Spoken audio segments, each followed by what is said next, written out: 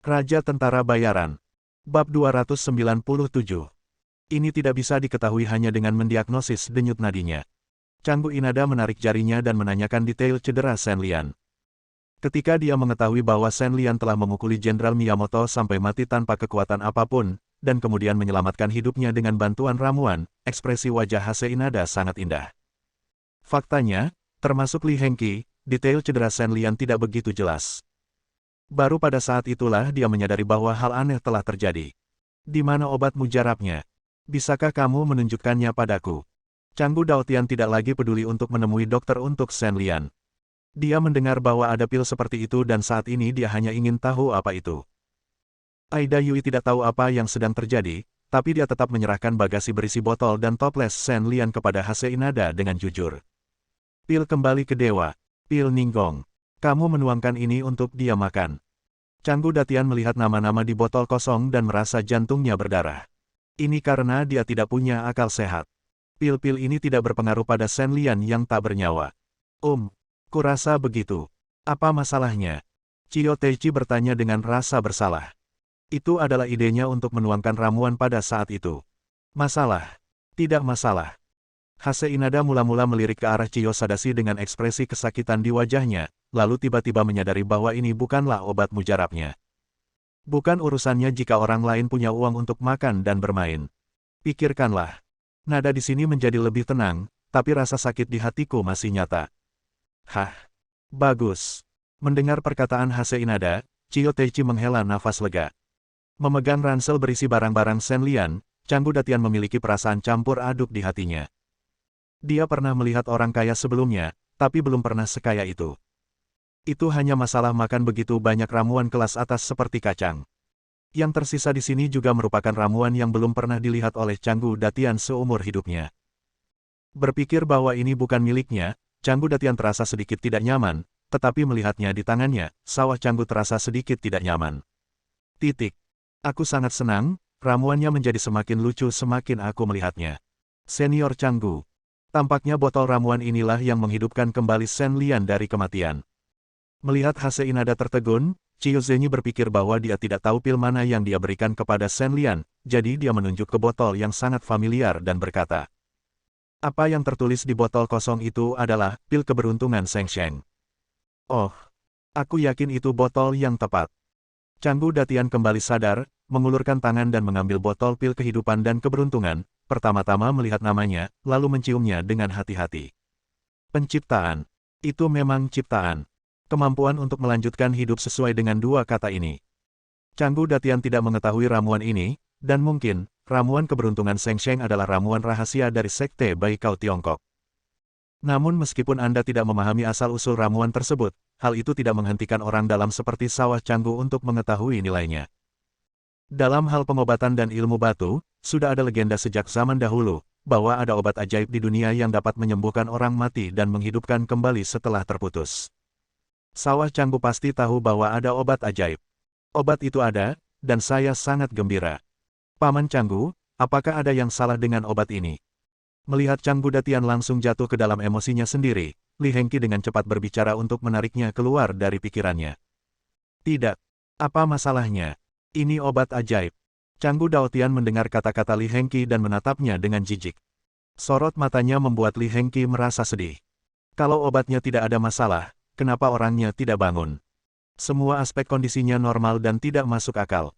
Li Hengqi bertanya pada Canggu Datian dengan bijaksana. Ini seharusnya menjadi masalah yang berhubungan dengan jiwa. Canggu Daoda mengangguk dan menyatakan penilaiannya. Kondisi fisik Shen Lian saat ini memang baik-baik saja dalam segala aspek, namun setelah mengalami ujian hidup dan mati, otaknya jatuh ke dalam keadaan mati, dan kerusakan pada jiwanya tidak dapat diukur. Jiwa adalah bagian paling ajaib dari tubuh manusia. Para pejuang juga mengetahui bahwa hanya pada tahap menyempurnakan ki dan menjadi dewa mereka pada awalnya dapat memperoleh kemampuan untuk melatih jiwa latihan kekuatan internal setara dengan menjadi siswa SMA yang telah selesai mempersiapkan ujian. Alam pemurnian ki dan transformasi menjadi dewa setara dengan diterima di universitas ideal, namun universitas ini sedikit berbeda. Di sini, hanya ada satu pekerjaan rumah, yaitu melatih jiwa, dan tidak ada guru di dalamnya universitas. Misteri ini sulit dipahami dan bahkan berbeda untuk setiap orang. Inilah perbedaan antara seni bela diri masing-masing, dan ini juga merupakan kesulitan sebenarnya dari seni bela diri. Tanpa bimbingan seorang guru, setiap master di bidang pemurnian ki dan transformasi menjadi dewa hanya dapat mengeksplorasi metodenya sendiri, dan masa depannya. Prestasi secara alami akan sangat bervariasi, sehingga hal ini menciptakan perbedaan antara tangan yang kuat dan tangan yang lemah di alam pemurnian ki dan transformasi menjadi dewa. Adapun tingkat di atas alam pemurnian ki dan transformasi menjadi dewa, alam legendaris pemurnian dewa dan kembali ke kehampaan telah lama menjadi mitos seni bela diri yang tidak dapat dicapai. Ya, alam pemurnian dewa dan kembali ke kehampaan bukanlah hanya sekarang, tetapi juga menjadi arus utama dalam seni bela diri. Hal yang sama berlaku untuk zaman kuno. Guru Tao He Chun, yang sekuat kekuatan satu orang untuk menghancurkan seni bela diri di negara kepulauan, tidak pernah memiliki kemewahan untuk mengatakan bahwa dia bisa menerobos ke titik di mana dia bisa menjadi dewa dengan memurnikan dirinya sendiri. Ada banyak sekali orang yang mampu dan orang asing sepanjang zaman, dan saya belum pernah mendengar ada orang yang mencapai tingkat ini. Alam semacam itu, seseorang pernah berkata bahwa alam abadi dalam mitologi kemungkinan besar adalah alam dewa dan dewa tentu saja, ini hanya dugaan saja. Bagaimana cara mengatasi masalah jiwa? Li Hengqi terus bertanya. Li Hengqi sudah tidak asing lagi dengan masalah jiwa ketuhanan, sebagai orang yang berada di alam pemurnian ki dan menjelma menjadi dewa, Li Hengqi juga mengetahui betapa rumit dan sulitnya jiwa ketuhanan, sehingga ketika dia mendengarnya masalah ini, dia menjadi tertekan. Canggu Datian melirik Li Hengqi, lalu berkata, apa yang bisa dilakukan? Jiwa bukanlah sesuatu yang setengah, tidak berwujud dan tidak memiliki kualitas. Kami hanya dapat menyiapkan beberapa obat terkait dan memberinya minum. Adapun apakah itu akan berhasil, hanya Tuhan yang tahu. Setelah mengatakan itu, Canggu Inada berdiri dan bersiap untuk pergi. Meskipun Chiyo Teichi dan Aida Yui tidak mengerti apa yang dimaksud Shenhun, tidak sulit untuk memahami maksud Hase Inada. Terus terang, itu hanya seekor kuda mati yang diperlakukan sebagai kuda hidup atas kehendak Tuhan. Bab 298. Setelah mengantar Hase Padi, Aida Yui dan Chiyo Sadao memberi Li Hengqi pemahaman umum tentang konsep jiwa, dan kemudian mereka berhenti bertanya lagi. Sekarang para profesional telah memberikan kesimpulan, Aida Yui dan Chiyo Teichi yang tidak tahu apa yang sedang terjadi dengan sendirinya akan berhenti berbicara yang tidak masuk akal. Dengan cara ini, sekelompok orang menetap di kota Yuanmu. Selama periode waktu ini, Chiyo Zhenyi menjalani kehidupan yang sangat memuaskan. Meskipun dia menantikan Shen Lian bangun setiap hari, hatinya damai dan dia tidak perlu melakukannya khawatir tentang hal itu lagi. Mempertimbangkan benar dan salahnya kelas khusus, dia hanya menunggu matahari terbit dan terbenam setiap hari, dengan tenang menantikan hari ketika Shen Lian akan memberinya kejutan. Dibandingkan dengan Chiyo Teichi, Aida Yui jauh lebih tertekan. Sampai saat ini, dia masih menyalahkan dirinya sendiri, berpikir bahwa dia menyeret Shen Lian ke bawah dan membuatnya dikendalikan oleh orang lain dan menempatkan dirinya dalam bahaya. Aida Yui sangat ingin membuat Shen Lian pulih seperti sebelumnya. Tanpa disadari, musim dingin semakin dalam, dan sudah 2 bulan penuh sejak Chiyo Teichi dan yang lainnya datang ke kota Yuanmu. Berbeda dengan orang dewasa yang memiliki banyak kekhawatiran, dunia Aida Misa dan Furushi penuh dengan kegembiraan. 2 gadis seumuran sudah bermain bersama hanya 2 hari setelah mereka bertemu. Setelah 2 bulan, mereka menjadi saudara perempuan yang baik yang membicarakan segalanya kecuali waktu latihan Gu Xiao setiap hari. Di luar, mereka akan bermain dan mengobrol bersama dengan santai. Tentu saja, mereka juga kadang-kadang membantu orang dewasa mengerjakan pekerjaan rumah dan sebagainya. Kamu tidak tahu, adikku Jie sangat hebat. Saat pertama kali aku bertemu dengannya, aku setinggi itu. Selama musim salju lebat, satu-satunya yang bisa berguling-guling di lereng datar di belakang gunung adalah 2 gadis gila dengan minat yang sama. Setelah pertarungan bola salju yang sengit, Misa Aida mengobrol dengan Furu Xiao tentang saudaranya Xiaoji. Haha, kamu pendek sekali. Kupikir kamu sudah setinggi ini ketika kamu di kelas itu. Furu Xiao tanpa ampun menertawakan tinggi badan Misa Aida.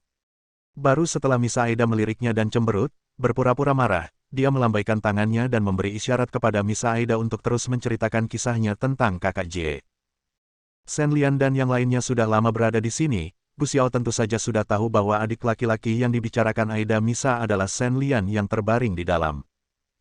Gu Xiao sangat ingin tahu tentang orang ini, karena dia juga seorang pejuang. Gu Xiao mengagumi rekornya mengalahkan Jenderal Miyamoto sampai mati dengan kekuatannya di tahap akhir pelatihan tubuh.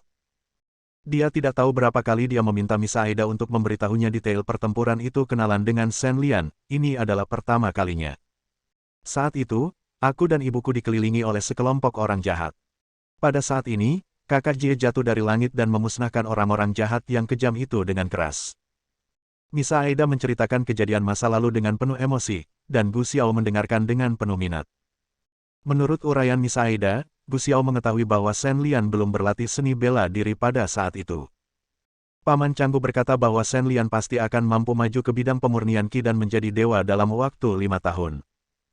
Gu Xiao selalu memiliki keinginan, yaitu menemani kakak laki-lakinya Li Hengqi untuk menyelesaikan balas dendam terhadap tuannya dan grup Taiping.